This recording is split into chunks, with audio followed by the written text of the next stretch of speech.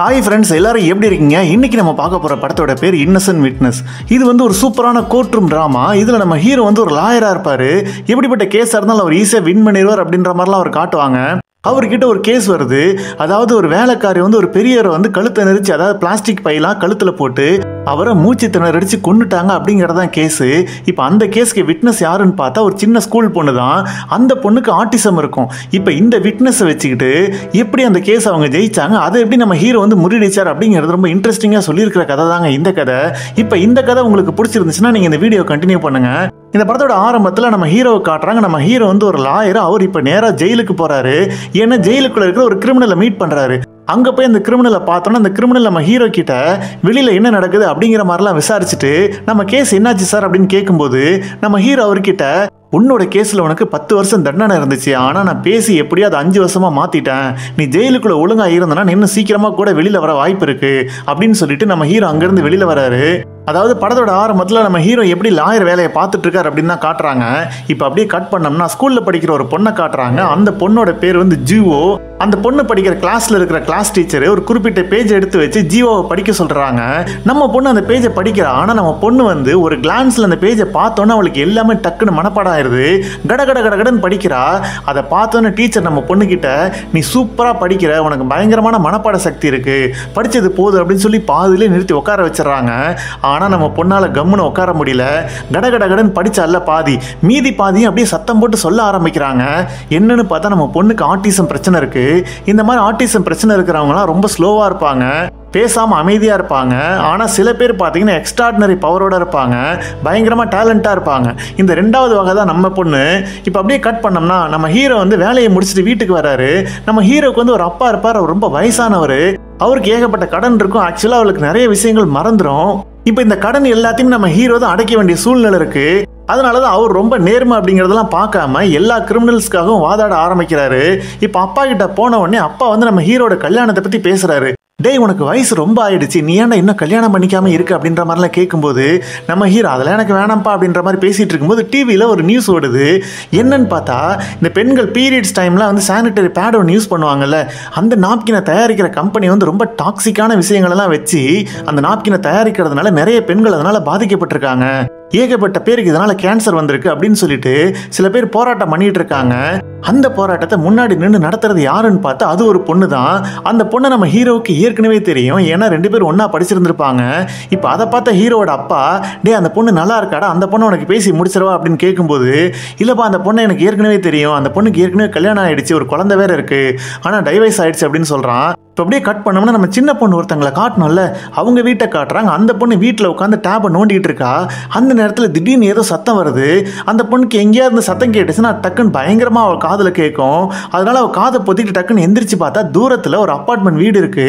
அந்த வீட்டில் யாரோ ஒரு பெரியவர் வந்து ஜவு காகிதத்தில், அதாவது பிளாஸ்டிக் பையெல்லாம் தலையில சுத்திக்கிட்டு ஜன்னல் கிட்ட போராடிட்டு இருக்கிறத பார்க்கறா. அவருக்கு பின்னாடி யாரோ இருக்கிறதையும் பார்க்கறா. டக்குன்னு இவ சத்தம் போட்டு மயங்கி விழுந்தோடனே அவங்க அப்பா அம்மா ஓடி வந்து ஜீவுவை தூக்குறாங்க. இப்ப அப்படியே கட் பண்ணோம்னா அந்த பெரியவரோட வீட்டுக்கு போலீஸ்லாம் வராங்க. ஏன்னா அந்த பெரியவர் இறந்து போயிட்டாரு. அடுத்த நாள் நம்ம ஹீரோ அவனோட ஆபீஸ்க்கு போறான். அங்க போய் பார்த்தா அந்த ஆபீஸ்ல ஏற்கனவே 20-25 லாயர்ஸ் இருப்பாங்க. அவங்களுக்குலாம் ஒரு பாஸ் இருப்பாங்க. இந்த இடத்துல தான் நம்ம ஹீரோ வேலை பார்த்துட்டு இருப்பாரு. இப்போ அங்கே என்ன நடக்குதுன்னா, முதல் நாள் வந்து ஒரு சானிட்டரி நாப்கின் கம்பெனி மேலே வந்து ஒரு போராட்டம் நடத்துனாங்க பார்த்தீங்களா, அந்த கம்பெனியோட ஓனர் அங்கே வந்திருக்காரு. இந்த மாதிரி எங்கள் கம்பெனி மேலே கேஸ் கொடுத்துருக்காங்க, அந்த கேஸை நீங்கள் தான் எடுத்து நடத்தணும் அப்படின்ற மாதிரி சொல்கிறாங்க. இப்போ நம்ம ஹீரோட பாஸ் எல்லா லாயரையும் கூப்பிட்டு அந்த கம்பெனி ஓனருக்கு ட்ரைனிங் கொடுக்குறாங்க. அதாவது கோர்ட்டில் எப்படி பேசணும், எப்படி நடந்துக்கணும், ஹியரிங் போகும்போது என்ன மாதிரிலாம் பேசணும் அப்படின்னு சொல்லி அந்த கம்பெனி ஓனருக்கு ட்ரைனிங் கொடுக்குறாங்க. இப்போ பாஸ் அந்த கம்பெனி ஓனர்கிட்ட, ஒரு எக்ஸாம்பிளுக்கு நான் ஒரு கேள்வி கேட்குறேன், நீங்கள் பதில் சொல்லுங்க அப்படின்னு சொல்லிட்டு, மோசமான டாக்ஸிக் கலந்த சானிட்டரி பேடை நீங்கள் விற்கிறீங்க, இதனால நிறைய பேருக்கு கேன்சர் வருது, இது உண்மைதானா அப்படின்னு கேட்டோன்னே அந்த கம்பெனியோட ஓனர் என்ன சொல்றாருன்னா, எனக்கு தெரியாதே அப்படின்னு சொல்லி ரொம்ப நக்கலா பதில் சொன்னோன்னே இதை பார்த்து நம்ம ஹீரோ சிரிச்சிடுறாரு. உடனே நம்ம ஹீரோட பாஸ் அந்த ஓனர் கிட்ட, சார் நீங்க இந்த மாதிரிலாம் பேசுனீங்கன்னா உங்க மேலதான் தப்பு இருக்குன்னு கோர்ட்ல ஈஸியா கண்டுபிடிச்சிருவாங்க, அதனால எப்பவுமே நீங்க பேசும்போது அதுல ஒரு ரெஸ்பான்சிபிலிட்டி இருக்கணும் அப்படின்னு நம்ம ஹீரோட பாஸ் சொல்லிட்டு ஹீரோ கிட்ட வந்து, நீ எதுக்கு இதை பார்த்து சிரிச்ச, ஆனா நான் உங்ககிட்ட இந்த கேஸை கொடுக்குறேன்னு வச்சுக்குவேன், நீ எப்படி இந்த கேஸ்ல இருந்து இந்த கம்பெனியை காப்பாத்துவ, ஏதாவது ஒரு நல்ல வேலிடான பாயிண்ட் சொல்லு பாத்திரலாம் அப்படின்னு சொன்னோன்னே நம்ம ஹீரோ அவர்கிட்ட, சார் இந்த டாக்ஸிக்கான சானிட்டரி பேட்ல இருக்கிற அந்த கெமிக்கலுக்கும் கேன்சருக்கும் நம்மளால டைரக்டா லிங்க் பண்ணவே முடியாது, இது வரைக்கும் கேன்சர் இதனால தான் வருதுன்னு யாராலையும் கண்டுபிடிக்க முடியல, எந்த ஒரு ரிசர்ச் பேப்பரும் இதனால தான் கேன்சர் வருது அப்படின்னு சொல்லவே இல்லை. அதனால இந்த ரிசர்ச் பேப்பரை வச்சு நம்மளால ஜெயிக்க முடியும் அப்படின்னு சொன்னோன்னே நம்ம பாஸ் ரொம்ப இம்ப்ரெஸ் ஆயிடுறாரு. அப்புறம் நம்ம ஹீரோ ஒரு தனியாக மீட் பண்ணி, உன்னை ரொம்ப நாளாவே நான் பார்த்துட்டு இருக்கிறேன், ஸோ இதுக்கப்புறம் நம்ம டீமோட ஒரு இம்பார்ட்டண்ட்டான லாயராக நீ தான் மாற போற, அதுக்காக உனக்கு ஒரு கேஸை கொண்டு வந்திருக்கேன் அப்படின்னு ஒரு கேஸ் ஃபைல் எல்லாத்தையும் கொடுக்குறாரு. அந்த கேஸ் ஃபைல் என்ன இருக்குன்னா, இந்த கேஸில் ஒரு வயசான ஆள் இறந்து போயிட்டாரு, அவர் வீட்டில் இருக்கிற வேலைக்காரி தான் கொலை பண்ணிட்டாங்க அப்படின்னு சொல்லி சார்ஜ் பண்ணியிருக்காங்க. அதுக்கு விட்னஸ் யாருன்னு பார்த்தீங்கன்னா, அந்த வீட்டுக்கு ஆப்போசிட்டில் இருக்கிற ஒரு ஸ்கூலில் படிக்கிற பொண்ணு தான். ஆனால் அந்த பொண்ணுக்கு ஆட்டிசம் ப்ராப்ளம் வேற இருக்கான். ஸோ அந்த ப்ராப்ளத்தில் இருக்கிறவங்க எல்லாம் ஒரு மாதிரி மனநலம் பாதிக்கப்பட்டவங்க தானே. அவங்க சொல்றதை நம்பிக்கிட்டு அந்த வேலைக்காரமாவை அரெஸ்ட் பண்ணிட்டாங்க. அந்த வேலைக்காரி கிட்டத்தட்ட 10 வருஷமா அந்த வீட்டில் தான் வேலை பார்த்துட்டு இருக்காங்க. இப்போ எதுக்காக அந்த பெரியவரை போய் அவங்க கொலை பண்ணணும்? அதுக்கு எந்த ஒரு மோட்டிவும் கிடையாது. ஸோ கண்டிப்பாக அவங்க கொண்டு இருக்க மாட்டாங்க. அதனால அந்த வேலைக்காரமாவுக்காக நீ தான் வாதாட போற, எப்படியாவது அவங்கள வெளியில கொண்டு வந்துடணும் அப்படின்னு சொல்லி அந்த பாஸ் சொல்றாரு. அதோட நம்ம ஹீரோ சுன்னுவுக்காக ஒரு காரையும் பிரசன்ட் பண்றாரு. ஸோ நம்ம ஹீரோவுக்கு கார் கிடைச்சிருச்சு, கேஸும் கிடைச்சிருச்சு. இப்போ இந்த கேஸ்ல எப்படியாவது அந்த வேலைக்காரமா வெளியில கொண்டு வந்துடணும் அப்படின்னு சொல்லிட்டு நேராக ஜெயிலுக்கு போயிட்டு அந்த வேலைக்காரியை பார்க்க போறாரு. அவங்கள பார்த்து, இங்க பாருமா, நான் உங்களுக்காக தான் வாதாட போறேன், நான் ஒரு வக்கீல், அதனால நீங்க என்கிட்ட எதையுமே மறைக்க கூடாது, என்ன நடந்தது அப்படிங்கிற உண்மையை அப்படியே சொல்லுங்க அப்படின்னு சொன்னோன்னே அந்த வேலைக்காரமாவும் உண்மையை சொல்ல ஆரம்பிக்கிறாங்க. அதாவது அவங்க வீட்டில் இருக்கும்போது திடீர்னு அந்த பெரியவரோட ரூம்ல இருந்து ஏதோ சவுண்டு கேட்குது. இவங்களும் வேகமாக அங்கே ஓடி போய் பார்க்கும்போது அந்த பெரியவர் தலையில பிளாஸ்டிக் கவர் எல்லாத்தையும் போட்டுக்கிட்டு சாகிறதுக்கு ட்ரை பண்ணிட்டு இருந்திருக்காரு. உடனே நான் அவரை போய் தடுக்க ட்ரை பண்ணேன், ஆனால் என்னால் சுத்தமாக முடியல, ஜன்னல் கண்ணாடிலாம் உடஞ்சி போயிடுச்சு. ஸோ அதுக்கப்புறம் அவர் மூச்சு விடாமல் இறந்தே போயிட்டாரு. இதுதான் உண்மையாலுமே நடந்தது அப்படின்னு சொன்னோன்னே நம்ம ஹீரோவுக்கு அந்த லேடி சொல்றது உண்மை அப்படின்ற மாதிரி தோணுது. அதுவும் இல்லாமல் 2 வருஷத்துக்கு முன்னாடி அந்த பெரியவரோட ஒய்ஃப் இறந்துருப்பாங்க. அவங்க இறந்ததுல இருந்து நான் ரொம்ப தனிமையில் இருக்கேன், ரொம்ப கஷ்டமா இருக்குன்னு சொல்லிக்கிட்டே இருப்பாரு. அதனால அவர் சூசைட் பண்ணிக்கிறதுக்கான வாய்ப்பு அதிகமா இருக்குன்னு நம்ம ஹீரோ நம்புறாரு. உடனே அந்த வேலைக்கார லேடி அவர்கிட்ட, சார் எங்க ஏரியாவில் இருக்கிற எல்லாருக்குமே அது தெரியும், நான் உண்மையாலுமே இந்த கொலையை பண்ணவே இல்லை அப்படின்னு சொல்லும்போது நம்ம ஹீரோவுக்கு அது சரிதான் அப்படின்னு பட ஆரம்பிக்குது. இப்போ நம்ம ஹீரோ அந்த கேஸை பத்தின டீடைல்ஸ் எல்லாத்தையும் பார்க்க ஆரம்பிக்கிறாரு. இப்போ அந்த ஸ்கூல்ல படிக்கிற பொண்ணு ஒருத்தங்க இருந்தாங்கல்ல, நம்ம ஜீவோ, அவங்க தான் சாட்சி சொல்லியிருப்பாங்க, அதை வீடியோவா எடுத்திருப்பாங்க. அந்த வீடியோவையும் நம்ம ஹீரோ பார்க்க ஆரம்பிக்கிறாரு. இப்போ அப்படியே கட் பண்ணோம்னா இறந்து போன அந்த பெரியவரோட வீடு இருக்கு பார்த்தீங்களா, அங்கெல்லாம் போய் விசாரிக்கிறாரு. அங்கே இருக்கிறவங்க கூட அந்த வேலைக்காரமெல்லாம் கொலை பண்ணுறதுக்கு வாய்ப்பே இல்லை சார், ரொம்ப தங்கமான ஆளு சார் அவங்க, நீங்கள் லாயர் தானே சார், எப்படியாவது அவங்கள காப்பாற்றுங்க, நான் வேணா வந்து சாட்சி சொல்கிறேன் அப்படின்ற மாதிரிலாம் சொல்கிறாங்க. எல்லாருமே பார்த்தீங்கன்னா அந்த வேலைக்காரமாவுக்கு தான் சப்போர்ட் பண்ணுறாங்க. அதுவும் இல்லாமல் இந்த இறந்து போனார்ல அந்த பெரியவருக்கு ஒரு பையன் இருக்கான், அந்த பையனை பார்க்கறதுக்காக நம்ம ஹீரோ போகிறாரு. அக்கம் பக்கம் எல்லாம் விசாரிச்சுட்டேன், வேலைக்காரமாக கொலை பண்ணியிருக்க வாய்ப்பே இல்லைன்னு தான் எல்லாருமே நம்புகிறாங்க. ஸோ நீங்கள் சப்போர்ட் பண்ணீங்கன்னா வேலைக்காரமாக வெளியில் கொண்டு வந்துடலாம் அப்படின்னு சொன்னோன்னே இப்போ இறந்து போன அந்த பெரியவரோட பையனும், சார் இறந்து போனது என்னோட அப்பா தான், யார் கொலை பண்ணாங்க என்ன பண்ணாங்க எல்லாம்லாம் எனக்கு தெரியாது, எங்கள் அப்பாவோட சாவுக்கு ஒரு நீதி வேணும், அதுக்கு என்னால் என்ன முடியுமோ அதை நான் பண்ணுறேன் அப்படின்னு சொல்கிறாரு. சரி ஓகே அப்படின்னு சொல்லி நம்ம ஹீரோவும் நேராக அந்த ஸ்கூல் பொண்ணு நம்ம ஜீவோவை பார்க்கறதுக்காக அவங்க வீட்டுக்கு போறாரு. ஆனா நம்ம ஜீவோட அம்மா வந்து அவங்கள தடுக்கிறாரு. அவங்க என்ன சொல்றாங்கன்னா, சார் ஏற்கனவே விட்னஸ் கொடுத்தாச்சு, இப்பதான் என் பொண்ணு எல்லாத்தையும் மறந்து நிம்மதியா இருக்க ட்ரை பண்றா, திரும்ப திரும்ப எதையாவது கேள்வி கேட்டு அவளை கெடுத்துறாதீங்க, ப்ளீஸ் இங்கிருந்து போயிடுங்க அப்படின்னு சொல்லி அனுப்பி விட்டுறாங்க. இப்ப அடுத்து நம்ம ஹீரோ என்ன பண்றாருன்னா, இந்த மாதிரி ஆட்டிசம் ப்ராப்ளம் இருக்கு பாத்தீங்களா, அதை பத்தி தெரிஞ்ச ஒரு லேடி கிட்ட போறாரு. அவங்க கிட்ட போயிட்டு நம்ம சின்ன பொண்ணு விட்னஸ் கொடுத்துருப்பாங்கல்ல அந்த வீடியோவை காட்டி அந்த பொண்ணு தெளிவா தான் பேசுறாங்களா இல்ல இதுல ஏதாவது பிரச்சனை இருக்கா அப்படின்லாம் கேட்கும்போது அதை பார்த்து அந்த லேடியும், சார் அந்த பொண்ணு ரொம்ப தெளிவா இருக்கா, செம்ம இன்டெலிஜென்ட், எவ்வளவு லாஜிக்கலா பேசுறா பாருங்க, அதுவும் இல்லாமல் அந்த பொண்ணை ரொம்ப அமைதியான ஒரு ரூமில் வச்சு கேள்வி கேட்டிருக்காங்க. அப்படி பார்த்தா அந்த கேள்வியை கேட்டு அந்த அட்வொகேட்டுக்கும் ஆட்டிசம் அப்படின்னா என்னன்னு பற்றி நிறைய விஷயங்கள் தெரிஞ்சிருக்கு. ஸோ இந்த வீடியோவை வச்சு அந்த பொண்ணு உண்மை பேசுகிறாளா பொய் சொல்கிறாளா நம்மளால தெளிவாக சொல்ல முடியாது. ஆனால் ஒரு விஷயம், அந்த பொண்ணு ரொம்ப புத்திசாலி அப்படின்னு சொல்லிடுறாங்க. இப்போ நம்ம ஹீரோ எல்லாத்தையும் கேட்டுட்டு என்ன பண்ணுறதுனே தெரியல. நேராக அந்த கேர்ள் ஃப்ரெண்ட் இருக்காங்கல்ல, சின்ன வயசுல கூட படித்தாங்கல்ல, அதாவது அந்த சானிட்டரி கம்பெனி முன்னாடி இன்னும் போராட்டம் பண்ணாங்கல்ல, அவங்கள போய் பார்க்குறாங்க. அவங்களுக்கு ஏற்கனவே ஒரு குழந்தை இருக்கும், டைவர்ஸ் எல்லாம் ஆயிடுச்சு நம்ம ஏற்கனவே சொல்லியிருக்கோம். அவங்க வீட்டுக்கு போயிட்டு அந்த பொண்ணு கூட பேசிட்டு சாப்பிட்டுலாம் இருக்காரு. அப்படி பேச்சு வாக்கில் அந்த கேர்ள் ஃப்ரெண்ட் என்ன சொல்றாங்கன்னா, அந்த கேவலமான கம்பெனி மேல கேஸ் போட்டாச்சு, அந்த கம்பெனி உங்க லாயர்ஸ் கிட்ட தான் வந்திருக்காங்க, இப்போ உங்க லாயர் குரூப் அந்த கம்பெனியை காப்பாற்றி விட போறாங்க, ஒரு விஷயத்த மட்டும் புரிஞ்சுக்கோ, எப்பவுமே உண்மைதான் ஜெயிக்கும் அப்படின்னு அந்த கேர்ள் ஃப்ரெண்ட் சொல்றாங்க. இப்போ நம்ம ஹீரோ அந்த கேர்ள் ஃப்ரெண்டு கிட்ட, இங்க பாரு எப்ப பார்த்தாலும் நீங்க போராட்டம் பண்ணிட்டே இருக்கீங்க, அதனால என்ன யூஸ் இருக்கு, இந்த சம்பவத்துல இறந்து போன எல்லாருக்குமே இந்த கம்பெனி நிறைய பணம் கொடுக்க ரெடியா இருக்காங்க, நீ வேணும்னா சொல்லு நான் பேசி பணம் வாங்கி தரேன் அப்படின்னு சொன்னோன்னே உடனே அவங்களுக்கு ரொம்ப கோவம் வந்துருது. இப்போ நீ என் ஃப்ரெண்டா என்ன பார்க்கறதுக்கு வந்தியா இல்ல அந்த கம்பெனியை காப்பாத்துற லாயரா அங்க வந்தியா, உன்னெல்லாம் போய் நம்பின பத்தியா, இதுக்கப்புறம் நீ மூஞ்சிலே முழிக்காதரா அப்படின்னு சொல்லி அவங்க நம்ம ஹீரோ கிட்ட கோச்சிக்கிறாங்க. நம்ம ஹீரோவுக்கு ஒரு மாதிரி ஆயிடுது. இப்ப இன்னொரு பக்கம் நம்ம ஹீரோவுக்குள்ள ஒருவேளை அந்த வேலைக்கார லேடி வந்து கொலை பண்ணிருக்கலாமா அப்படின்னு ஒரு டவுட் வருது. அதனால ஜெயில போய் அந்த வேலைக்கார லேடியை மீட் பண்ணி, இங்க பாருங்கம்மா, நீங்க என்கிட்ட நடந்த உண்மையை அப்படியே சொல்லிடுங்க, நான் வெளியில சொல்ல மாட்டேன், அந்த உண்மை என்னவா இருந்தாலும் நான் உங்களுக்காக தான் சப்போர்ட் பண்ணி வாதாடுவேன் அப்படின்னு சொன்னோன்னே அந்த வேலைக்காரமாவும் நம்ம ஹீரோ கிட்ட, சார் நான் சொல்றது உண்மைதான் சார், நான் பொய்லாம் சொல்லலை அப்படின்னு சொன்னோன்னே நம்ம ஹீரோ அவங்க கிட்ட, அப்போ ஒரு லை டிடெக்டர் டெஸ்ட் எடுக்கலாமா அப்படின்னு கேட்டோன்னே, உடனே எடுக்கலாம் சார் அப்படின்னு சொல்லிட்டு அவங்க ரெடி ஆயிடுவாங்க. அப்போவாது நீங்க என்ன நம்புவீங்க தானே அப்படின்னு சொல்லி ரொம்ப தைரியமா சொல்றாங்க. இப்ப அதெல்லாம் கேட்ட நம்ம ஹீரோவும் அவங்க கண்டிப்பா எந்த தப்புமே பண்ணிருக்க மாட்டாங்க அப்படின்னு சொல்லி உறுதியா நம்புறாரு. இப்ப இந்த வேலைக்கார லீடு இந்த கொலையை பண்ணலனா அந்த ஸ்கூல்ல படிக்கிற ஜிஓ அப்படிங்கிற ஒரு பொண்ணு தான் ஏதோ ஒரு குழப்பத்துல இருந்திருக்கணும். அந்த பொண்ணுக்கு ஏற்கனவே ஆட்டிசம் அப்படிங்கிற ஒரு பிரச்சனையும் இருக்கு. அந்த மாதிரி பிரச்சனை இருக்கிறவங்களாம் மனநலம் பாதிக்கப்பட்டவங்க தானே அப்படின்னு இவரே நினைச்சுக்கிட்டு அந்த பொண்ணுகிட்ட நம்ம தனியா பேசி உண்மையை கொண்டு வந்துடலாம் அப்படின்னு சொல்லிட்டு அந்த பொண்ணை மீட் பண்றதுக்கு ட்ரை பண்றாரு. இப்ப அடுத்து நம்ம ஹீரோ அந்த பொண்ணு படிக்கிற ஸ்கூலுக்கு வெளியே வெயிட் பண்ணி பாக்குறாரு. இப்ப அந்த பொண்ணு அவளோட ஃப்ரெண்ட் அந்த ஸ்கூல்ல விட்டு நடந்து வராங்க. இப்ப நம்ம ஹீரோ அந்த பொண்ணு கிட்ட போறாரு. அந்த பொண்ணோட ஃப்ரெண்டு கிட்ட, இங்க பாருமா, நான் உன் ஃப்ரெண்டு கிட்ட பேசணும், நான் ஒரு லாயர் அப்படின்னு சொல்லி தன்னோட கார்டை கொடுக்கறாரு. அப்படியே அவங்க கூடவே அவரும் நடந்து வராரு. அப்ப அந்த பொண்ணு ஜீவன் நம்ம ஹீரோட டையை உத்து பாக்குறாங்க. டக்குன்னு 267 அப்படின்னு சொல்லிடுறாங்க. லாயருக்கு ஒண்ணுமே புரியல. என்னன்னு பார்த்தா உங்க டைல மொத்தம் 267 டாட் இருக்கு அப்படின்னு சொல்ல நம்ம ஹீரோ ஷாக் ஆகுறாரு. இவர் ஒரு செகண்ட் தான் பார்த்திருப்பா, எப்படி அவ்வளவு சீக்கிரம் என்ன முடியும், ஒருவேளை நம்ம கிட்ட பொய் சொல்றாள் அப்படின்னு இவர் கண்டுக்கவே இல்லை. இருந்தாலும் அப்படியே கூடவே போயிட்டு, இங்க பாருமா, நீ ஒரு கொலையை பார்த்தல, அது உண்மையிலே கொலைதானா, உனக்கு கன்ஃபார்மா தெரியுமா, எதை வச்சு நீ அப்படி சொல்ற அப்படின்னு இவர் கேட்க, ஆனா அந்த பொண்ணு அதெல்லாம் கண்டுக்காம திடீர்னு ஒரு குயில் மாதிரி கத்த ஆரம்பிக்கிறாங்க. அங்க இருக்கிற விலங்குகள் எல்லாத்தையும் மிமிக்ரி பண்ண ஆரம்பிக்கிறாங்க. அந்த நேரத்தில் திடீர்னு ஒரு நாய் வந்து கத்த ஆரம்பிக்குது. உடனே ஜீவத்தனோட காதை மூடிக்கிட்டு வேகமா ஃப்ரெண்டு கூட அந்த நாயை தாண்டி போயிடுறாங்க. நம்ம ஹீரோவும் பின்னாடி வந்து, ஏமா நான் கேட்டுக்கிட்டே இருக்கேன்ல, பதில் சொல்ல மாட்டியா அப்படின்னு கேட்டோன்னே ஜீவோ போனை எடுத்துடுறாங்க. எங்க அம்மா சொன்னாங்க, தெரியாதவங்க யாராவது ஃபாலோ பண்ணா போலீஸுக்கு கால் பண்ணணும்னு, நான் இப்ப போலீஸ்க்கு கால் பண்ண போறேன் அப்படின்னு சொல்லி பேசிக்கிட்டு போலீஸ்க்கு கால் பண்றாங்க. இதெல்லாம் பார்த்த நம்ம ஹீரோ டக்குன்னு, இல்ல இல்ல வேணாம் வேணாம் விட்டுருங்க அப்படின்னு சொன்னோன்னே ஜீவோவும் அங்கிருந்து போயிடுறாங்க. இப்ப கூட வந்தாங்களா அந்த ஃப்ரெண்டு, அந்த பொண்ணுகிட்ட நம்ம ஹீரோ, ஏன் அந்த ஜீவன் என்கிட்ட பேசவே மாட்டேங்கிறா அப்படின்னு கேட்டோன்னே அதுக்கு அந்த பொண்ணு, ஏன்னா நீங்க எடுத்த உடனே நீ அந்த கொலையை பார்த்தியா, அது எப்படி நடந்துச்சு அப்படின்னு பேசினா அந்த பொண்ணு எப்படி உங்ககிட்ட பேசுவா, நீங்க அவளுக்கு பிடிச்ச மாதிரி பேசணும், அவளுக்கு என்ன பிடிக்கும் அப்படிங்கிறது தெரிஞ்சுக்கணும், அவளுக்கு இந்த பசில்ஸ் மேத்தமேட்டிக்ஸ்லாம் ரொம்ப பிடிக்கும், அது சம்பந்தமா ஏதாவது கேள்வி கேட்டீங்கன்னா அவளுக்கு ரொம்ப இன்ட்ரெஸ்ட் வரும், அது மூலமா அவங்க கூட பேசுவா அப்படின்னு சொல்ல நம்ம ஆளுக்கு ஒரு ஐடியா தோணுது.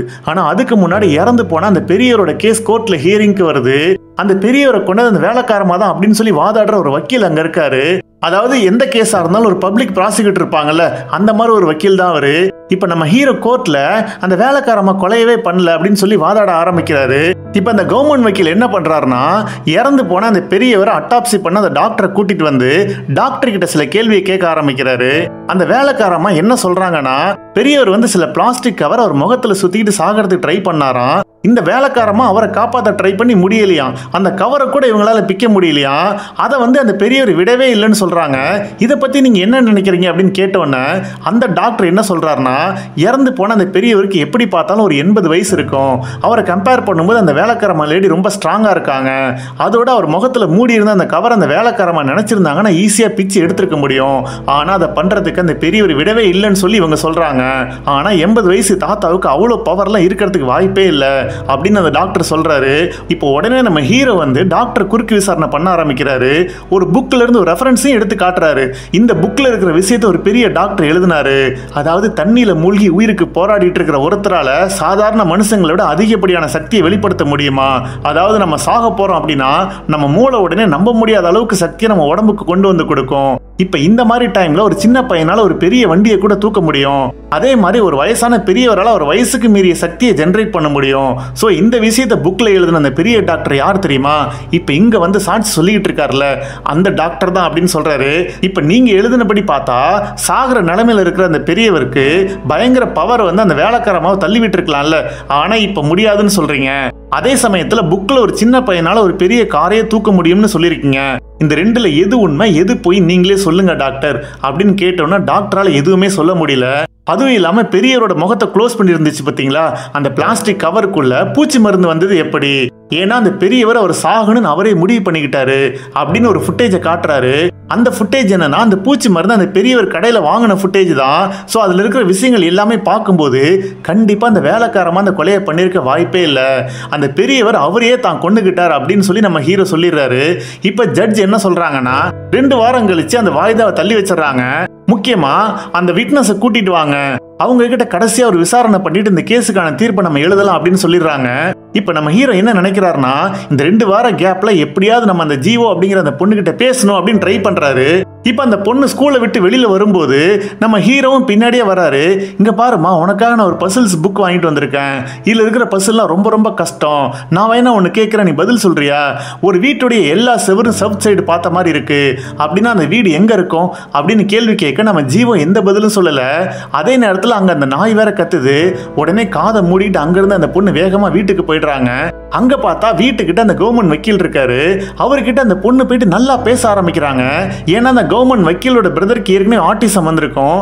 அதனால அவருக்கு வந்து ஆட்டிசம் வந்தவங்க கிட்ட எப்படி பேசணும் அப்படிங்கிறது நல்லாவே தெரியும். இப்ப நம்ம ஹீரோ அங்க வந்து அந்த ஜீவோட அம்மா கிட்ட, உங்க பொண்ணு கிட்ட நான் 2-3 வார்த்தை பேசிக்கிறேனே அப்படின்னு சொல்ல அவங்க முடியவே முடியாதுன்னு சொல்லிடுறாங்க. உடனே நம்ம ஹீரோவும் அந்த கவர்மெண்ட் வக்கீல பார்த்து, டேய், இருக்கிற எல்லா ஆதாரமும் அந்த வேலைக்காரமா கொலையே பண்ணல அப்படின்னு தானே இருக்கு. ஆனா எதுக்காக அந்த வேலைக்காரமா தான் கொலை பண்ணிருக்காங்க அப்படின்னு அவங்கள காலி பண்றதுல குறியா இருக்கு அப்படின்னு கேட்கிறாரு. அதுக்கு அந்த கவர்மெண்ட் வக்கீலும், அதுக்கு ஒரே காரணம் தான் இருக்கு. ஏன்னா ஆட்டிசம் இருக்கிறவங்க ஒருபோதும் பொய் சொல்ல மாட்டாங்க. கண்டிப்பா ஜீவோ சொல்றது உண்மைதான். அந்த வேலைக்காரமா தான் கொலை பண்ணிருக்கணும் அப்படின்னு இவர் சொல்ல ஆரம்பிக்கிறாரு. இப்ப இதெல்லாம் கேட்ட நம்ம ஹீரோக்கு இதெல்லாம் கொஞ்சம் கூட நம்புற மாதிரி இல்லை அப்படின்னு தோணுது. இந்த நேரத்துல தான் நம்ம ஹீரோக்கு இன்னொரு விஷயம் தெரிய வருது. அதாவது நம்ம ஹீரோட கேர்ள் ஃப்ரெண்ட் இருக்காங்கல்ல, அதாவது அந்த சானிட்டரி பேட் தயாரிக்கிற கம்பெனிக்கு எதிராக கேஸ் போட்டிருந்தாங்கல்ல, அந்த கேஸ்ல முதல் ட்ரையல்ல இவங்க தோத்து போயிட்டாங்க. உடனே நம்ம ஹீரோ அந்த கேர்ள் ஃப்ரெண்டை பார்த்து, நீ என்ன பண்ணிட்டு இருக்குன்னு உனக்கு தெரியாதா? நீங்க என்னதான் பண்ணாலும் அந்த கம்பெனியை கோர்ட்ல உங்களால ஜெயிக்கவே முடியாது. ஏன்னா 15 லாயர் அந்த கம்பெனிக்காக வாதாடுறாங்க. அந்த 15 பேர் ஆல்ரெடி ஜட்ஜா இருந்தவங்க, அவங்க எல்லாம் ரொம்ப பெரிய பெரிய ஆளுங்க அப்படின்னு சொன்னா அந்த கேர்ள் ஃப்ரெண்ட் நம்ம ஹீரோ கிட்ட, அந்த 15 பேரோட உன்னையும் சேர்த்துக்க மொத்தம் 16 பேரு. ஏன்னா நீ அவங்க கிட்ட தானே வேலை செய்யற. தயவு செஞ்சு நீ என் மூஞ்சில இனிமே முழிக்காத, இங்க இருந்து கிளம்பு அப்படின்னு திட்டி அனுப்பிச்சிடுறாங்க. உடனே நம்ம ஹீரோ சோகமா அப்படியே வீட்டுக்கு போயிடுறாரு. அங்க இருக்கிற போட்டோஸ் எல்லாத்தையும் பாக்குறாரு. ஆக்சுவலா நம்ம ஹீரோ அவரோட கேர்ள் ஃப்ரெண்ட் கூட சேர்ந்து இதுக்கு முன்னாடி நிறைய போராட்டங்கள்லாம் பண்ணிக்கிட்டு இருந்தவர் தான். ஆனா இப்ப ரொம்ப ஷெல்ஃபிஷான ஒரு லாயரா மாறிட்டாரு. இருந்தாலும் அவர் நல்லவர் தான், வேற வழி இல்லாம தான் இப்படி மாறிட்டாரு. இந்த நேரத்துல இவரோட பாஸ் வந்து ஒரு பார்ட்டிக்கு இன்வைட் பண்றாரு. அந்த பார்ட்டி சும்மா வேற லெவல்ல இருக்கு. பணம் சரக்குன்னு எல்லாமே செமையா இருக்கு. நம்ம ஹீரோ இந்த பார்ட்டிக்கு போறாரு. அப்பதான் அவரோட பாஸ் ஒரு விஷயத்த சொல்றாரு. இப்போ ஒரு கேஸை பார்த்துட்டு இருக்கான்ல, இறந்து போன ஒரு பெரியவரோட கேஸ். அந்த பெரியவரோட பையன் வந்து என்னோட ஃப்ரெண்டு தான். அவர்கிட்ட ஒரு பெரிய கம்பெனி இருக்கு. அந்த கம்பெனிக்கு ஒரு லீகல் அட்வைசர் வேணும்னு அவன் சொல்லி என்கிட்ட கேட்டிருக்கான். இந்த கேஸை மட்டும் நீ சக்சஸ்ஃபுல்லா முடிச்சிரு, அந்த கம்பெனிக்கு நீ தான் லீகல் அட்வைசரு, உனக்கு நிறைய பணம் கிடைக்கும் அப்படின்னு சொல்ல நம்ம ஹீரோவுக்கு செம்ம சந்தோஷம் வருது. அந்த சந்தோஷத்தில் நல்லா குடிச்சிட்டு வீட்டுக்கு வராரு. அப்பா கிட்ட, அப்பா இனிமே நம்ம கஷ்டம் எல்லாம் போயிடும்பா, நான் பெரிய கம்பெனிக்கு லீகல் அட்வைசர் ஆக போறேன் அப்படின்னு சொல்ல, ஓ அப்படியாப்பா, ரொம்ப நல்லது அப்படின்னு அப்பா ரொம்ப நார்மலா சொல்றாரு. இப்ப நம்ம ஹீரோ தூங்கலாம் ட்ரை பண்ணும்போது ஒரு அன்னோன் நம்பர்ல இருந்து அவருக்கு மெசேஜ் வருது. ஏன்னா அந்த வீடு நார்த் போல்ல இருக்கு கரெக்டா அப்படின்னு சொல்லி மெசேஜ் வருது. என்னடா அது, இந்த மெசேஜ் ஒண்ணுமே புரியல அப்படின்னு நம்ம ஹீரோ யோசிக்கும் போது அப்பதான் அவருக்கு ஸ்ட்ரைக் ஆகுது. அட, இது நம்ம ஜீவோ கிட்ட நம்ம கேட்ட பசில் தானே அப்படின்னு அந்த அன்னோன் நம்பர் அந்த ஜீவோடது தான் அப்படின்னு உடனே அந்த பொண்ணுக்கு கால் பண்றாரு. இப்ப ஜீவோ தான் அந்த நம்பர்ல பேசுறாங்க. இப்ப நம்ம ஹீரோ அந்த பொண்ணு கிட்ட, ஏ கரெக்டா ஆன்சர் சொல்லிட்டியே, சரி அடுத்த கேள்வி கேட்கிறேன் அப்படின்னு சொல்லி ஒரு அடுத்த கொஸ்டினை கேட்க உடனே ஜீவோ அதுக்கும் ஆன்சர் சொல்றாங்க. அதுவும் கரெக்டா இருக்கு. இப்ப நம்ம ஹீரோ அந்த பொண்ணு கிட்ட, நம்ம ஒண்ணு பண்ணலாமா, தினமும் 5 மணிக்கு நான் உங்ககிட்ட ஒரு கேள்வியை கேட்பேன், அடுத்த நாள் நீ எனக்கு பதில் சொல்லணும், ஓகேவா அப்படின்னு சொல்ல ஜீவோ அதுக்கு ஓகேன்னு சொல்றாங்க. ஸோ இப்படியே ஒவ்வொரு நாளும் கேள்வி கேட்கிறாரு. அதுக்கு அந்த பொண்ணு ஃபோன் பண்ணி பதில் சொல்றாங்க. இப்படி கொஞ்சம் கொஞ்சமா நம்ம ஹீரோ அந்த பொண்ணு கூட பழக ஆரம்பிக்கிறாரு. நேர்ல பார்த்தாலும் ஜூஸ் வாங்கி கொடுக்கறது நல்ல க்ளோஸ் ஃப்ரெண்ட்ஸாவே ஆயிடுறாங்க. இப்ப கட் பண்ணா அந்த இறந்து போனார்ல அந்த பெரியவர், அவரோட பையன் கம்பெனில நம்ம ஹீரோ போயிட்டு அங்க இருக்கிற டாக்குமெண்ட்ஸ் எல்லாம் சைன் பண்றாரு. ஏன்னா இனிமே அவரோட கம்பெனிக்கு நம்ம ஹீரோ தான் லீகல் அட்வைசரு. அந்த கம்பெனில இதுக்கு முன்னாடி கொஞ்சம் பண பிரச்சனை இருந்தது. ஆனா இப்ப இந்த பிரச்சனையெல்லாம் சரி பண்ணிட்டாங்களாம். சீக்கிரமா இந்த பெரியரோட கேஸை முடிச்சுட்டா இவர் முழுசா அந்த வேலைக்கு போயிடலாம். அதுவும் இல்லாம இப்ப நம்ம ஹீரோ தான் அந்த பொண்ணு கூட நல்லா பழக ஆரம்பிச்சிட்டார்ல, இனிமே அந்த பொண்ணு கிட்ட அதை பத்தி கேட்டு அந்த கேஸை ஈஸியா முடிச்சிடலாம் அப்படின்னு ஃபீல் பண்றாரு. இப்போ அந்த பொண்ணை பார்க்கறதுக்காக ஸ்கூலுக்கு போறாரு. அங்க பார்த்தா அந்த பொண்ணோட ஃப்ரெண்டு பூச்சிலாம் கலந்த ஒரு தண்ணி அந்த பொண்ணுகிட்ட கொடுத்து இதை குடி அப்படின்னு சொல்லி அந்த பொண்ணை டார்ச்சர் பண்ணிட்டு இருக்கா. ஏன்னா ஜீவோ கூட அந்த பொண்ணு பழகிறதுனால மற்றவங்க எல்லாமே இந்த பொண்ணை கிண்டல் பண்றாங்களாம். உன் கூட பழகிறதுனால தான் என்ன எல்லாரும் கிண்டல் பண்றாங்க, இந்த தண்ணி என்ன குடிக்க வச்சாங்க, இப்போ நீயும் குடி அப்படின்னு சொல்லி அந்த பொண்ணு ஜீவோ அந்த தண்ணியை குடிக்க வைக்க ட்ரை பண்ணும்போது கரெக்டாக நம்ம ஹீரோ அங்கே போய், ஏய் நீ என்ன பண்ணிட்டு இருக்க, நான் உன்னை ரொம்ப நல்ல பொண்ணுன்னு நினைச்சேன் அப்படின்னு கேட்கும்போது, நான் ஒன்றும் நல்ல பொண்ணு கிடையாது அப்படின்னு சொல்லிட்டு அந்த ஃப்ரெண்டு அங்கேருந்து போயிடுறா. இப்போ ஜீவோ அந்த பொண்ணு பின்னாடியே போக ட்ரை பண்ணும்போது நம்ம ஹீரோ அவளை தடுத்துடுறாரு. ஏய் நீ அவ பண்ணதை பார்த்தல, இந்த பூச்சி தண்ணி உன்னை குடிக்க சொல்லியிருக்கா, அவ ஒன்றும் உன்னோட உண்மையான ஃப்ரெண்டு கிடையாது, அவ உன்கிட்ட பேசுறது பழகிறது எல்லாமே உன்னை யூஸ் பண்ணிக்கிறதுக்காக தான் அப்படின்னு சொல்றாரு. இப்போ அந்த பொண்ணோட மனசு ஒரு மாதிரி ஆயிடுது, அங்கேயே மயங்கி விழுந்துடுறா. இப்போ நம்ம ஹீரோ அந்த பொண்ணை தூக்கிக்கிட்டு வேகமா ஹாஸ்பிட்டலில் கொண்டு போய் சேர்க்கிறாரு. இந்த விஷயம் கேள்விப்பட்டு ஜீவோட அம்மாவும் அந்த இடத்துக்கு வந்துடுறாங்க. இப்போ நம்ம ஹீரோவும் நடந்த எல்லா விஷயத்தையும் சொல்ல அவங்க ரொம்ப ஃபீல் பண்றாங்க. அந்த ஃப்ரெண்டு பொண்ணை நம்பி தான் நான் ஸ்கூலுக்கே என் பொண்ணை அனுப்புறேன், ஆனா அந்த பொண்ணு இப்படி பண்றானா, இதுக்கப்புறம் நான் என்ன பண்றது அப்படின்னு சொல்லி கேட்கும்போது நம்ம ஹீரோ அவங்க கிட்ட, நீங்க ஏன் அந்த பொண்ணை நார்மல் பசங்க படிக்கிற ஸ்கூலுக்கு அனுப்புறீங்க, ஸ்பெஷல் ஸ்கூலுக்கு அனுப்பியிருக்கலாம்ல அப்படின்னு சொல்லி கேட்கும்போது அவங்க நம்ம ஹீரோ கிட்ட, உங்களுக்கு ஜீவோவை பத்தி என்ன தெரியும், நார்மலா ஒரு குழந்தை பிறந்த உடனே முதல் வார்த்தை அம்மானு தான் சொல்லும், இல்ல அப்பான்னு தான் சொல்லும், இல்ல வேற ஏதாவது ஒன்று சொல்லும். ஆனா என் பொண்ணு என்கிட்ட, அம்மா என் டைப்பரை மாத்தி விடுங்க அப்படின்னு சொல்லி முழு சென்டென்ஸோட பேசினா. 2 வயசுல ஜீவோ படிக்கவே ஆரம்பிச்சிட்டா, அதுவும் குழந்தைங்க புத்தகத்தை படிக்கல, நியூஸ் பேப்பரே வாசிக்க ஆரம்பிச்சா. ஆனா இதெல்லாம் பார்த்துட்டு மற்றவங்களாம் நார்மலா இருக்காங்க, ஆனா என் பொண்ணுக்கு தான் ஏதோ குறைபாடுன்னு சொல்றாங்க.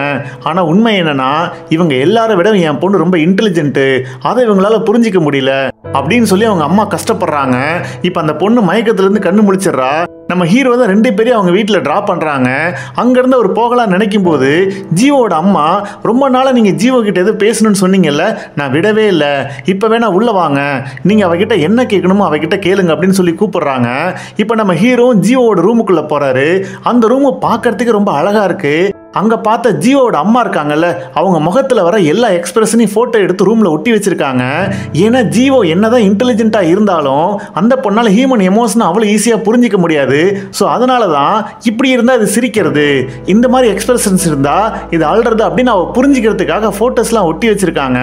இதெல்லாம் அப்படியே நம்ம ஹீரோ பார்த்துட்டு மெதுவாக நம்ம ஜீவோ கிட்ட, அந்த வேலைக்காரமாக தான் அந்த தாத்தாவை கொலை பண்ணார் அப்படின்னு நீ எதை வச்சு சொல்கிற, அந்த கொலையை நீ பார்த்தியா அப்படின்னு சொல்லி கேட்கும்போது அந்த பொண்ணு ரொம்ப பாவம் அப்படின்னு சொல்லி எதோ சொல்கிறாங்க. ஆனால் ஜீவோட அம்மா என்ன சொல்கிறாங்கன்னா, உன்கிட்ட என்ன கேள்வி கேட்குறாரு, நீ என்ன பதில் சொல்கிற அப்படின்னு சொல்லி டென்ஷன் ஆகுறாங்க. இப்போ அவங்க அம்மா நம்ம ஹீரோ கிட்ட, நீங்கள் ஒன்றும் தப்பாக நினைக்காதீங்க, இந்த வார்த்தையை எங்கேயாவது யாராவது பேசி கேட்டிருப்பா, அதனால தான் திரும்ப திரும்ப அதை மிமிக்ரி பண்ணுறா அப்படின்னு சொன்னால் நம்ம ஹீரோ புரிஞ்சுக்கிறாரு. அந்த கொலையை பற்றி சில கேள்விகள் இருக்குது, கேட்கட்டுமா அப்படின்னு கேட்கும்போது உடனே அந்த பொண்ணு நம்ம ஹீரோவை பார்த்து, என்னோட ஃப்ரெண்டு என் கூட பழகிறது என்னை யூஸ் பண்ணுறதுக்காக தான் அப்படின்னு சொன்னீங்கல்ல, இப்போ நீங்கள் கூட என் கூட பழகிறது என்னை யூஸ் பண்ணிக்கிறதுக்காக தானே அப்படின்னு கேட்டோன்னே நம்ம ஹீரோவால் எதுவுமே பேச முடியல. எந்த கேள்வியுமே கேட்காம அங்கேருந்து கிளம்பி வந்துடுறாரு. இப்போ அடுத்த நாளே கோர்ட்டில் ஹியரிங் ஸ்டார்ட் ஆகுது. கோர்ட்டுக்கு அந்த பொண்ணை கூட்டிகிட்டு வராங்க. நம்ம ஜீவோவுக்கு வந்து ஒரு சின்ன சவுண்டு கூட ரொம்ப அதிகமாக தான் கேட்கும். ரொம்ப பயத்தோட பதட்டத்தோட கோர்ட்டுக்குள்ளே வராங்க. அங்கே உள்ளே வந்ததுக்கு அப்புறமா அந்த பொண்ணோட பதட்டம் குறையவே இல்லை. என்னாச்சுன்னு கேட்கும்போது அந்த சத்தம் என் காதுக்குள்ளே ஓடிக்கிட்டே இருக்கு அப்படின்னு சொல்கிறாங்க. ஆனால் கோர்ட் ரூம் ஃபுல்லாக அமைதியாக இருக்கும். ஆனால் அந்த பொண்ணு என்ன சொல்லுதுன்னா, தூரத்தில் செவுத்தில் ஒரு கடிகாரம் இருக்குதுல்ல, அதில் டிக் டிக்னு சவுண்டு ரொம்ப அதிகமாக இருக்குன்னு சொல்ல, அதாவது அவ்வளோ தூரத்தில் இருக்கிற கடிகாரத்தோட சவுண்டாக உனக்கு அவ்வளோ பக்கத்தில் கேட்குது அப்படின்னு சொல்லி அந்த பேட்டரியை கழட்டி விட்டுறாங்க. இப்போ அந்த பொண்ணு நார்மலாகிறா. இப்போ அந்த கவர்மெண்ட் வக்கீல் அந்த பொண்ணுக்கிட்ட, என்ன நடந்துச்சு, நீ எதை பார்த்தா அப்படின்னு பயப்படாமல் சொல்லுமா அப்படின்னு கேட்க நம்ம ஜீவோவும் சொல்ல ஆரம்பிக்கிறாங்க. அந்த தாத்தாவோட வீட்டில் ஏதோ ஒரு சவுண்டு கேட்டுச்சு, ஜன்னல் வழியாக நான் எட்டி பார்த்தேன், தாத்தாவோட முகத்தில் பிளாஸ்டிக் கவர்லாம் போட்டு அவர் கொலை பண்ண ட்ரை பண்ணாங்க, அதை நான் பார்த்தேன் அப்படின்னு ஜீவோ சொல்ல, எதை வச்சு அவங்க கொலை பண்ணுறாங்க அப்படின்னு சொல்கிற அப்படின்னு கேட்கும்போது, ஏன்னா அவங்க அந்த தாத்தாவோடைய தலையை பிடிச்சாங்க, அப்படியே ஜன்னலில் மோதுனாங்க அப்படின்னு சொல்ல, இப்போ வக்கீல் அந்த பொண்ணுக்கிட்ட, அந்த தாத்தாவை காப்பாற்றுறதுக்காக கூட பிடிச்சிருக்கலாம்ல அப்படின்னு சொல்லும்போது, இல்லை இல்லை அவங்க அந்த தாத்தாவை அடித்தாங்க, ஏன்னா நான் பார்க்கும்போது அந்த வேலைக்காரமாக சிரித்தாங்க அப்படின்னு சொல்ல எல்லாரும் ஷாக் ஆகுறாங்க. ஏன்னா காப்பாற்ற ட்ரை பண்ணுறவங்க சிரிச்சிருக்கிறதுக்கு வாய்ப்பே இல்லை, சிரிக்கிறாங்க அப்படின்னா கண்டிப்பாக இது கொலை தான் அப்படின்னு தோணுதுன்னு அந்த வக்கீல் சொல்கிறாரு. இப்போ அந்த பொண்ணை குறுக்கு விசாரணை பண்ணுறதுக்காக நம்ம ஹீரோட பாஸ் இருக்கார்ல, அவர் எழுந்திருக்கிறாரு. எல்லாரும் முன்னாடியும் ஒரு புக்கை காட்டுறாரு. இந்த ஆட்டிசம் ப்ராப்ளம் இருக்கிறவங்கள பற்றி தான் அந்த புக்கில் போட்டிருக்கு. ஸோ இந்த புக்கில் இருக்கிறத வச்சு பார்க்கும்போது ஆட்டிசம் ப்ராப்ளம் இருக்கிறவங்களால மனுஷங்களோட எமோஷனை சரி சரியா புரிஞ்சிக்க முடியாது. நம்ம சிரிக்கிறோமா கோவப்படுறோமா அப்படிங்கிறது தெளிவா அவங்களால சொல்ல முடியாது.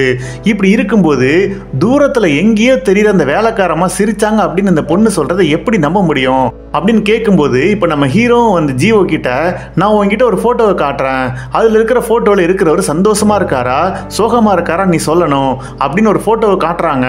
இப்ப ஜீவோவும் அந்த போட்டோவை பார்த்துட்டு அவர் சந்தோஷமா இருக்காருன்னு சொல்ல, எதை வச்சு அப்படி சொல்ற அப்படின்னு கேட்டா, ஏன்னா அவரோட வாய் நல்லா விரிஞ்சிருக்கு, அவரோட கண்ணு நல்லா ஓப்பன் ஆகியிருக்கு அப்படின்னு சொல்லிடுறாங்க. இப்ப இன்னொரு இமேஜை காட்டி, இந்த இமேஜை பாரு அப்படின்னு சொல்லி சோகமா இருக்கிற ஒரு ஆளோட முகத்தை காமிக்க, இதுல சோகமா இருக்காரு அப்படின்னு சொன்னோன்னே எதை வச்சு சொல்ற அப்படின்னு கேட்டா, ஏன்னா உதடு கீழ் நோக்கி இருக்கு, கண்ணு ரொம்ப சோகமா இருக்கு அப்படின்னு சொல்லிடுறாங்க.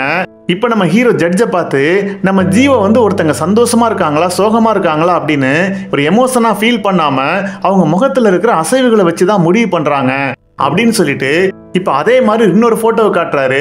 அந்த போட்டோல பாத்தீங்கன்னா அந்த முக அசைவுகள் எல்லாமே சந்தோஷமான ஆள் முக அசைவுகள் மாதிரி இருக்கு, ஆனா உண்மையாலுமே அந்த முகம் சோகமா இருக்கு. இப்ப இந்த பொண்ணு அந்த போட்டோவை பார்த்துட்டு, இந்த போட்டோல இருக்கிறவர் வந்து சந்தோஷமா இருக்காரு அப்படின்னு சொன்னோன்னே இப்ப நம்ம ஹீரோ அந்த ஜட்ஜை பார்த்து, பாத்தீங்களா ஒரு ஆனர், இந்த போட்டோல இருக்கிறவர் வந்து சோகமா இருக்காரு, ஆனா இந்த பொண்ணுக்கு அவங்க சந்தோஷமா இருக்கிற மாதிரி தெரியுது. இதே மாதிரி அந்த வேலைக்காரமா சோகமா தான் இருந்திருக்காங்க, ஆனா இந்த பொண்ணுக்கு அது சிரிக்கிற மாதிரி சந்தோஷமா இருக்கிற மாதிரி தெரிஞ்சிருக்கு. அதுவும் அவ்வளவு தூரத்துல இருந்து ஒரு நார்மல் மனுஷன் பார்த்தாலே என்ன எமோஷன் இருக்குன்னு தெரிஞ்சுக்க முடியாது. இந்த மாதிரி மென்டலா ப்ராப்ளம் இருக்கிறவங்களால எப்படி இதை கரெக்டா சொல்ல முடியும் அப்படின்னு நம்ம ஜீவோவை இவர் மென்டல்னு எல்லாரும் முன்னாடி சொல்லிடுறாரு. ஆனா சொல்லிட்டு அதுக்கப்புறம் தான் அவர் ஃபீல் பண்றாரு. ஆனா அங்க அப்படி அவர் சொன்னது தானே, அதை மாத்த முடியாதுல்ல. இப்ப இதை கேட்ட ஜீவோவும் மத்த எல்லாரும் சோகமா இருக்காங்க. இது அவங்க அம்மாவும் எதிர்பார்க்கவே இல்லை. இப்ப ஜட்ஜ் அடுத்த வாரத்துக்கு இந்த கேஸை ஒத்தி வைக்கிறேன் அப்படின்னு சொல்லி வாய்தா கொடுத்துறாரு. இப்ப கட் பண்ண நம்ம ஹீரோ அவரோட கேர்ள் ஃப்ரெண்டை பார்க்கலாம் அப்படின்னு போறாரு. அங்க போய் பார்த்தா வீடு பூட்டி இருக்கு.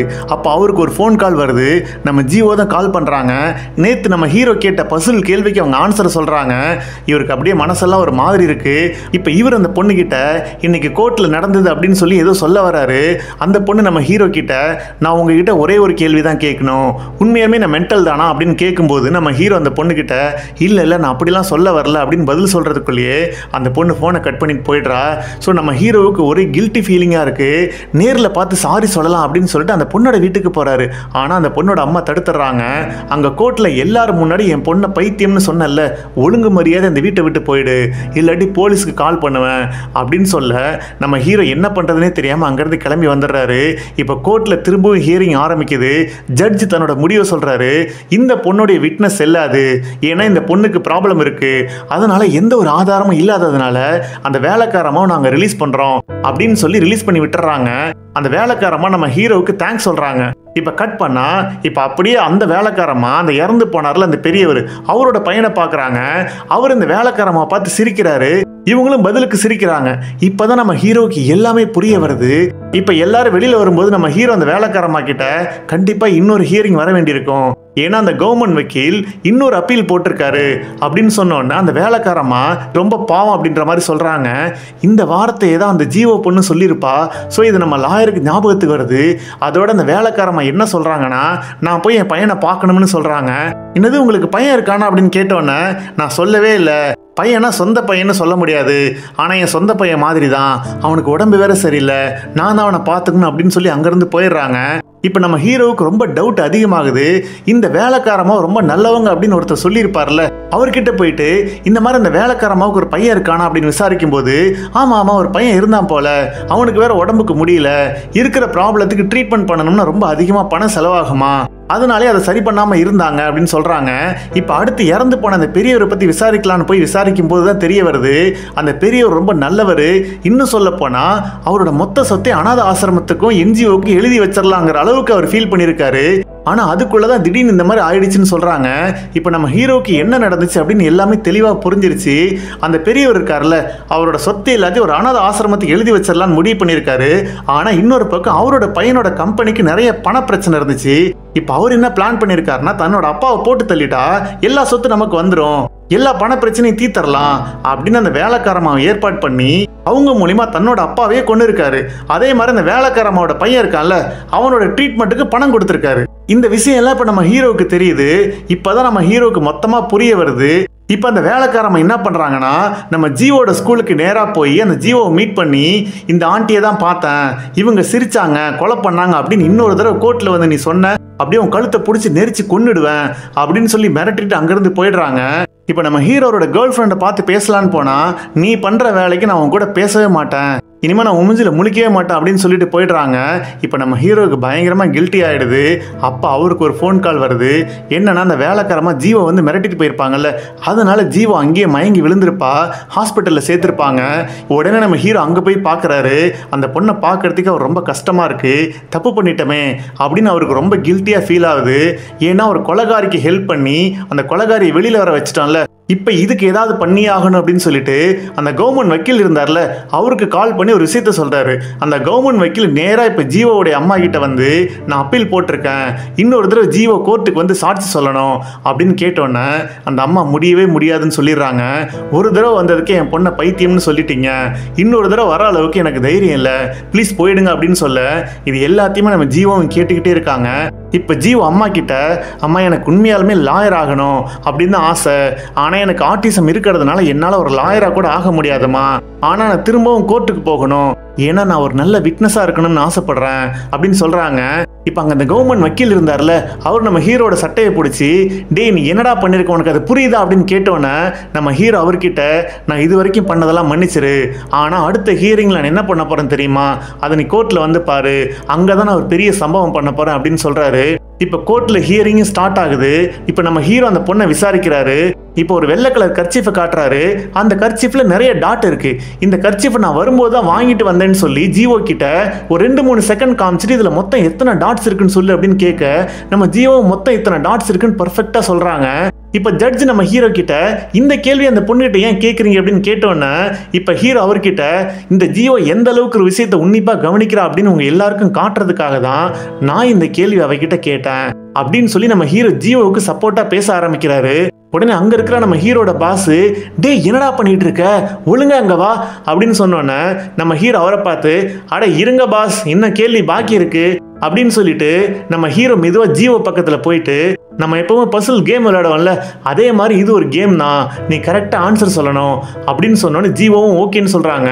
அந்த கோர்ட் ரூம்ல தூரத்துல இருக்கிற ஒருத்தர்கிட்ட, சார் நீங்க யாரு, உங்க பேர் என்ன, எங்க வேலை செய்றீங்க அப்படிங்கறத வெளியவே சத்தம் வராம லைட்டா பேசுங்க பாப்போம் அப்படின்னு சொல்ல அவரும் பேசுறாரு.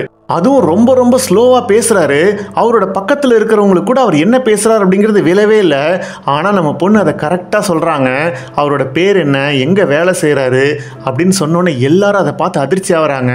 நம்ம ஹீரோவும், எங்க பாஸ் காட்டின அந்த புக்ல தான் அந்த விஷயம் போட்டிருக்கு, ஆட்டிசம் ப்ராப்ளம் இருக்கிறவங்களுக்கு எல்லா ஹியரிங் சென்ஸும் ரொம்ப ரொம்ப அதிகமா இருக்கும், அதாவது ஒரு பட்டாம்பூச்சி சிறகடிக்கிறது கூட அவங்க காதில் ஒரு பெரிய இடி இடிக்கிற மாதிரி கேட்கும், அந்த அளவுக்கு ஹியரிங் சென்ஸ் அதிகமா இருக்கும். இப்படி இவரு நம்ம ஜீவோவுக்கு சப்போர்ட் பண்ணி பேச பேச நம்ம ஹீரோட பாஸ் ஹீரோ கிட்ட, டேய் உன்கிட்ட ஒரு முக்கியமான விஷயம் பேசணும், ஒழுங்கா இங்க வா அப்படின்னு சொன்னோன்னே, அட நீங்க வேற இருங்க பாஸ், இன்னும் எவ்வளோ கேள்வி பாக்கி இருக்கு அப்படின்னு சொல்லிட்டு இப்ப ஜீவோ கிட்ட நம்ம ஹீரோ, அந்த வேலைக்காரமா என்னென்ன பேசினாங்க, அப்படி உன் காதுல என்னெல்லாம் கேட்டுச்சு அப்படின்னு கேட்டோன்னே அந்த பொண்ணு எல்லார்கிட்டையும் எனக்கு எல்லாமே கேட்டுச்சு, மொத்தம் 52 இருந்து 54 வார்த்தைகள் அப்படின்னு சொல்லி ஒவ்வொரு வார்த்தையா சொல்ல ஆரம்பிக்கிறாங்க. எல்லா டைலாக்கையும் சொல்லிடுறாங்க. அட சீ, சீக்கிரமா செத்து தொலைவான்னு பார்த்தா இவ்வளவு டார்ச்சர் பண்றான், டே கிளட்டு பயலே சாவுடா அப்படின்ற மாதிரி எல்லா டைலாக் நம்ம ஜீவ சொல்றாங்க. அந்த வார்த்தைகள் எல்லாத்தையும் கடைசியில் கனெக்ட் பண்ணி பார்த்தா நம்ம ஜீவ சொன்ன மாதிரி 52 இருந்து 54 வார்த்தைகள் இருக்கு. இப்ப ஜீவ சொல்றது எல்லாமே உண்மைதான், அதோட அந்த பொண்ணு பார்த்ததும் எல்லாமே உண்மைதான். ஏன்னா ஆட்டிசம் இருக்கிறவங்களுக்கு போட்டோகிராஃபிக் மெமரி இருக்கும். அந்த கர்ச்சீஃபை நான் 1 செகண்ட் தான் காமிச்சிருப்பேன், ஆனா அதுல எத்தனை டாட் இருக்குன்னு கரெக்டா சொல்லிட்டாங்க. ஸோ அப்படி இருக்கும்போது அந்த கொலையை ஜீவோ பார்த்த ஒவ்வொரு இன்ச்சும் எல்லாமே உண்மைதான் அப்படின்னு சொன்னோன்னே இப்ப இதெல்லாம் கேட்டு நம்ம ஹீரோட பாஸ் பயங்கரமா கடுப்பாகிறாரு. இப்ப நம்ம ஹீரோ எல்லாரும் முன்னாடியும் போய், போன ஹியரிங்ல நான் அந்த ஜீவோ மென்டலி ப்ராப்ளமான ஒரு பொண்ணுன்னு சொல்லிட்டேன், ஆனா உண்மை என்னன்னா அவன் நம்ம எல்லாரை விட ரொம்ப புத்திசாலி, இன்னும் சொல்ல போனா ஒரு சாதாரண இன்னசென்ட் விட்னஸ் கிடையாது, இது வரைக்கும் இருந்த விட்னஸ்ல இவ தான் பெஸ்ட் விட்னஸ் அப்படின்னு சொல்லிட்டு நேரா வேலைக்காரமா கிட்ட போயிட்டு, ஒழுங்கா நீங்களே உண்மையை ஒத்துக்கிட்டா உங்களோட தண்டனை காலத்தை கம்மி பண்ணுவாங்க, இல்லைன்னா அவ்வளவுதான், யார் உங்களை இதை பண்ண சொன்னது, உண்மையை மட்டும் சொல்லுங்க அப்படின்னு கேட்கும்போது அந்த பெரியவரோட பையன் தான் இது எல்லாத்தையும் பண்ண சொன்னார்னு அந்த வேலைக்காரமா அழுதுகிட்டே உண்மையை சொல்லிடுறாங்க. அவ்வளவுதான், அந்த பையனை அரெஸ்ட் பண்ணிடுறாங்க. ஒருவேளை அந்த கேஸ் முடிவுக்கு வருது. கொலை பண்ண அந்த வேலைக்கார அம்மாவுக்கும் கொலை பண்ண சொன்ன அந்த பெரியவரோட பையனுக்கு தண்டனை கிடைச்சிருது. நம்ம ஜீவம் ரொம்ப சந்தோஷமா அந்த கோர்ட்டை விட்டு வெளியில போறா. இப்படியே சில நாட்கள் கடந்து போகுது. இப்ப கட் பண்ண நம்ம ஜீவோவுக்கு பர்த்டே வருது. அதுக்காக நம்ம ஹீரோ போயிட்டு கிஃப்ட் எல்லாம் கொடுக்கறாரு. நிறைய பசில் சம்பந்தப்பட்ட புக்ஸ் எல்லாத்தையும் கொடுக்கறாரு. இதுக்கப்புறம் நம்ம மீட் பண்ணுவோமான்னு தெரியல, நான் போயிட்டு வரேன் அப்படின்னு சொல்லி ஒரு சோகமா வெளியில வராரு. உடனே ஜீவோ கிட்ட இருந்து ஒரு கால் வருது. என்னம்மா இப்பதானே உன்னை பார்த்துட்டு வந்தேன் அப்படின்னு கேட்டோன்னே அதுக்கு அந்த பொண்ணு, இல்ல 5 மணி ஆயிடுச்சுல, நீங்க என்கிட்ட பசில்ஸ் கேட்பீங்கல்ல. இவருக்கு ஒரு மாதிரி ஆகுது. இப்போ அந்த பொண்ணு நம்ம ஹீரோ கிட்ட, நான் உங்ககிட்ட ஒரு நாள் கேட்டேன்ல, நீங்களும் என்னை யூஸ் பண்ணிக்கிறதுக்காக தானே பழகுனீங்க அப்படின்னு, ஆனால் இப்போ நான் சொல்கிறேன் நீங்கள் ரொம்ப ரொம்ப நல்லவர் அப்படின்னு சொல்லி நேர்லேயே வேகமாக ஓடி வந்து நம்ம ஹீரோ அந்த பொண்ணு கட்டி பிடிச்சிக்கிறா. இதுக்கப்புறம் நம்ம ஹீரோ நேராக அந்த கேர்ள் ஃப்ரெண்டை பார்க்க போறாரு. அங்கே போய் இந்த குரூப் ஆஃப் லாயர்ஸ்லேருந்து என்னை வேலையை விட்டு தூக்கிட்டானுங்க, இப்போ நான் தனி லாயரு, அதோட அந்த சானிட்டரி பேடை தயாரிக்கிற அந்த கம்பெனி மேலே கேஸ் போட்டு இப்போ நீங்கள் தோக்குற நிலைமையில் இருக்கிறீங்களே, கவலைப்படாத, கண்டிப்பாக நம்ம ஜெயிக்கலாம், நான் உனக்கு ஹெல்ப் பண்ணுறேன் அப்படின்னு சொல்லிட்டு, உன்னை எனக்கு ரொம்ப ரொம்ப பிடிக்கும், நம்ம கல்யாணம் பண்ணிக்கலாமா அப்படின்னு சொல்லி கேட்க அந்த கேர்ள் ஃப்ரெண்டு ஓகேன்னு சொல்லிடுறாங்க.